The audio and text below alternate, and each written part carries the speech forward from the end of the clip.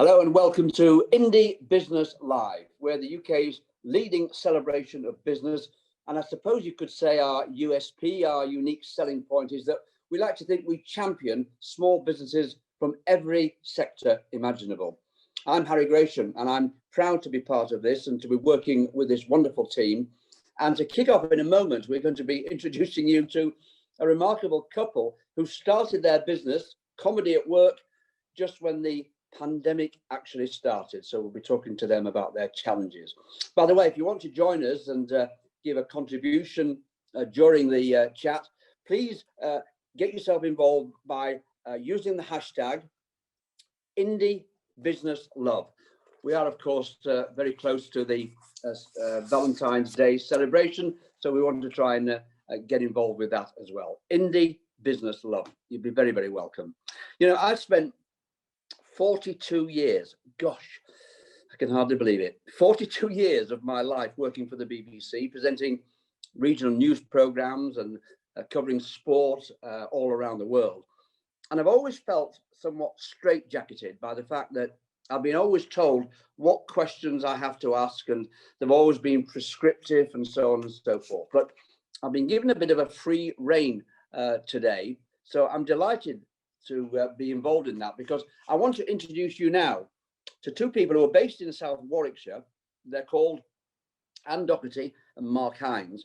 And as I mentioned before, they couldn't have chosen a more challenging time to kick off their new business, Comedy at Work. So I'm going to ask you, Anne, first of all, tell us how all this started. So this wasn't really a plan.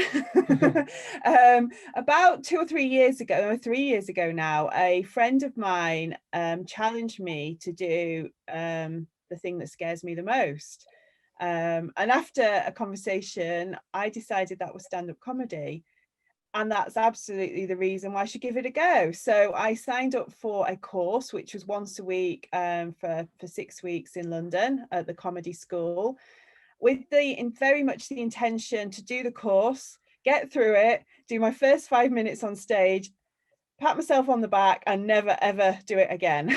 But actually,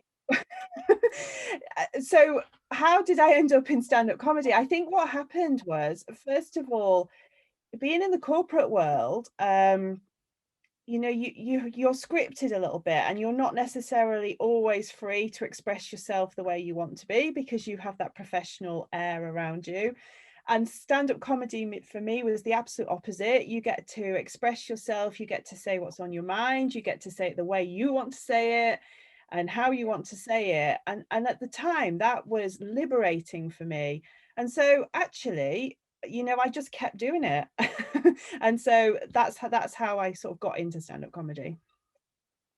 I wonder if I could ask you, Mark. I mean, let me correct one thing. You are actually a Cockney, born and bred. You're living now in South Warwickshire. Am I right in saying that you were once a stockbroker and then a taxi driver? Have I got that right?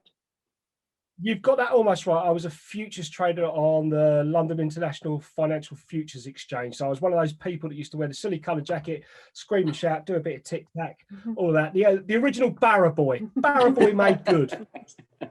And then that all... Well, I was going to say that all went computerized, so there was no reason. I became a dinosaur at the age of like 29, and then I just wanted to do something different. I wanted to work for myself again, and I done what's known as the knowledge of London. So I am a qualified London black taxi cab driver. I know every building and every road that they're on. I wonder whether you picked up a few tricks of the trade there, because everyone's got their favourite joke or their favourite story. Did you pick up a few when you were learning the trade as a taxi man? No, most of the life was a joke. Just listening to people, just that was more the case. It's weird. After about doing the job for about 6 months, you've heard every story, you've heard everything. It's only the real sort of extremes that you're just like, oh wow, that's a bit odd. Like the night a guy said, is anyone following me, because he thought he had like Russian mobsters after him. And then I found out he'd just been chatting to a girl in a casino that he shouldn't have been chatting to, and he thought they were after him. I need to keep an eye in the mirror. It's like, oh yeah, mate, they're still following us. Tell me what you actually offer, because you know you started life in the pandemic. Let's deal with that first of all. What a time to start, Anne? It must have been incredibly difficult for you. Thanks for reminding us. Yeah, so well, we started just before the pandemic, and we spent maybe 6 months, you know, working out how to put on a great event, how to sell tickets, how to get people engaged. And we were just getting good at it, and then the pandemic hit. So yeah, you're right in the sense that the business was just becoming viable, and then a total shutdown. So they're not ideal.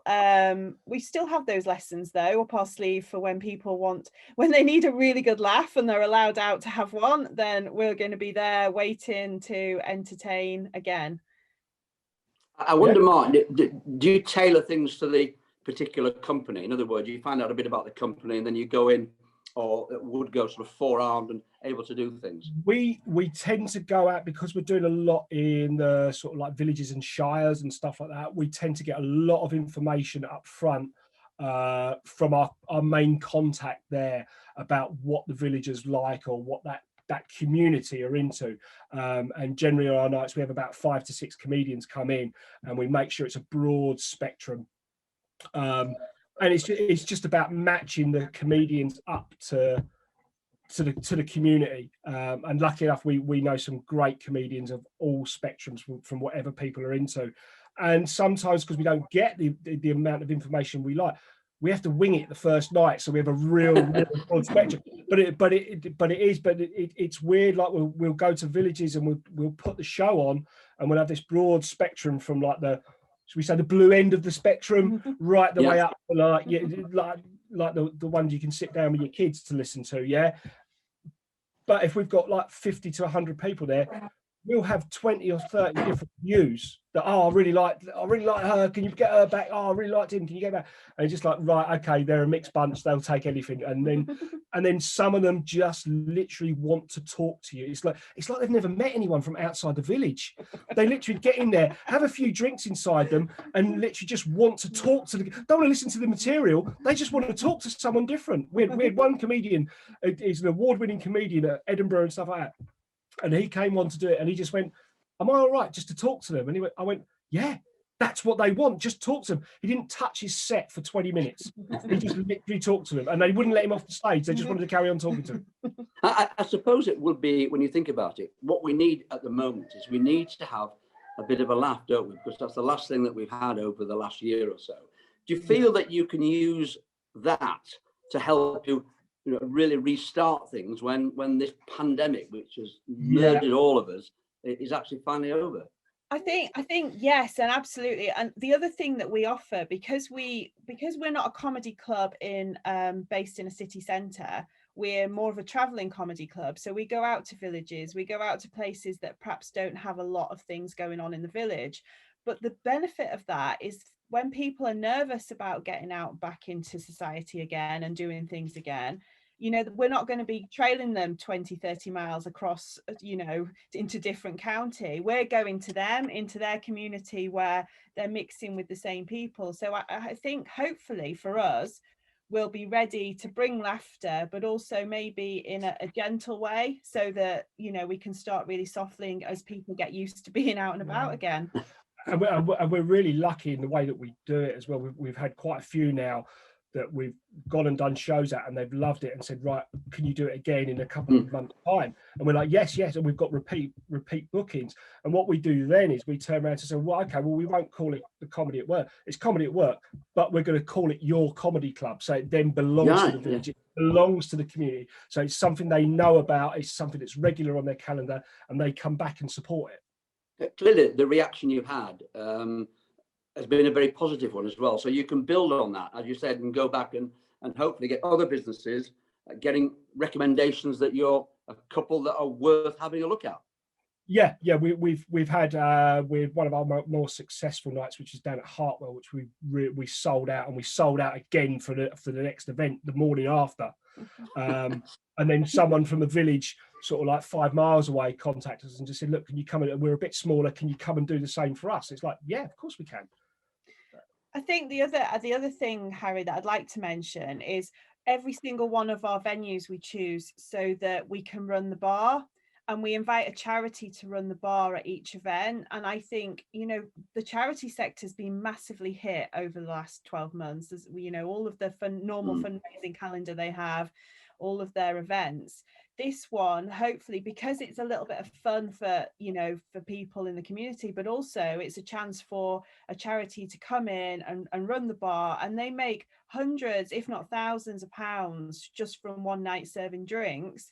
I think, you know, I'm hoping that some charities that we haven't worked with before are going to get in touch and say, yep, you know, we've got a supporter base in a local area. We know of a venue that we could use, and you know, come and work with us, because you know, the charity part for us is as important as the comedy part. And you know, we're raring to go when the doors are open again and we've been unlocked and we're allowed out. Then we'd like to get going and helping as many charities get back up on their feet as possible. Yeah, I mean these charities are making, they don't realize, because we downplay when we're talking to them, we downplay how much they can actually make.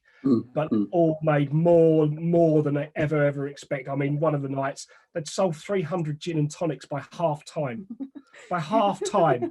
And we basically hook up with like local breweries and local producers to come in and supply the drink, and they do it at discounted prices for the charities. So everyone along the line, I like to call it the win-win-win. Basically, like, we win because we're selling tickets, it's our business, we're trying to make money. Charity wins, hands down.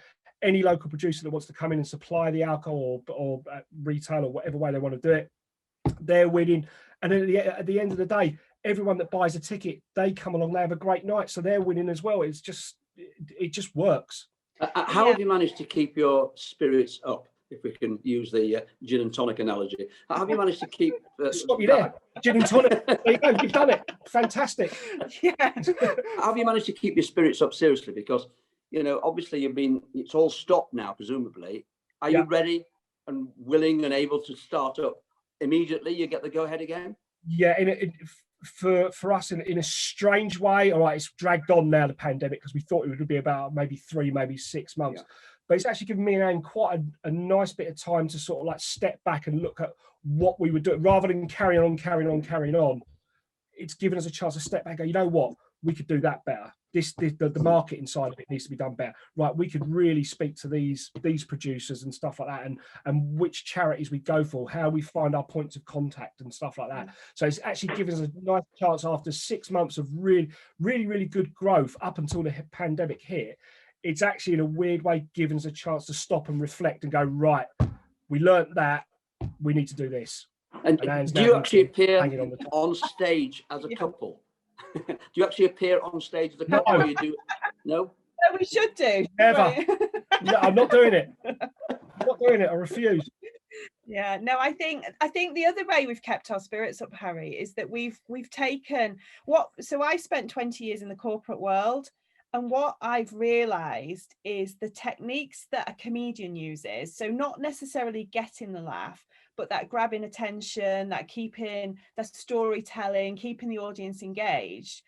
You know, if I'd have learned that earlier in my corporate career, I'd have been a lot more successful, because I would have been able to deliver, you know, change messages and, you know, be more inspiring with my team and using all of those techniques. So what Mark and I have been doing quite a lot over the pandemic is working with teams from big companies to teach them these skills and these techniques for how you can take what a comedian uses into your business life. So we've been working with executives at Glaxo and at Jag and lots of different companies to either some individual coaching, some team coaching, where they take some of these ideas and basically make their meetings more fun and more engaging. So that, you know, I think people are so sick of being on Zoom, and it's how do you keep people, how do you stop them turning off the camera and making a cup of coffee or taking the dog for a walk, and, you know, how do you keep them involved in the meeting and keep that meeting effective? So we've been doing quite a lot of that, and that's given Mark and I definitely that interaction that we need, and that, you know, that exposure to new people that we'd get from a comedy stage. So that's been amazing. So tell us where you're based and, you know, how people get in touch with you, I suppose, as well. So we're based on on the internet. So we've got a website, comedyatwork.com, and yet people can get in touch with us through there. We're based in the Midlands, but again, the upside of this pandemic is we're working with companies across the world. So, you know, everyone likes a good laugh, don't they? And you know, now that we're not having to travel and we've had to adapt to using Zoom, then basically our world has opened up. So it's been amazing. Well, all we can do is wish you both. The pandemic's been amazing. No, I said it's been amazing that the world opened You're sick. up. I'm not. All I can say is that we sincerely wish you all the very, very best. It's been lovely to talk to you. I'm sure that the business is unique, really. I have not heard anything quite like this. And I just hope that the bookings flow in when we can all restart again. Just to sort of round things off, are you really confident about the future? Or are you worried about it? No, confident. Confident. Yeah, confident, because, you know, laughter is something as humans we all need, and, you know, bringing laughter to people is a privilege. So yeah, I'm confident. Yeah, highly confident. Once this, whatever the new normal becomes, we'll be ready for it. And yeah, I think people will want to get out and have a laugh, and we miss socializing. I'd rather be sitting in your stripy room with you yourself, talking to you face to face, than doing it through Zoom. Yeah. You know. So yeah, I mean, even talking to the man in the petrol garage is like a privilege now. It's just... It is. Well, and Dr. T. Mark Hines, we wish you nothing but success. Thank you so much for being a part of this, and let's hope we get back to some kind of normality very, very soon. All the very best to you. Thank you. Thanks, Harry. Thanks, Harry.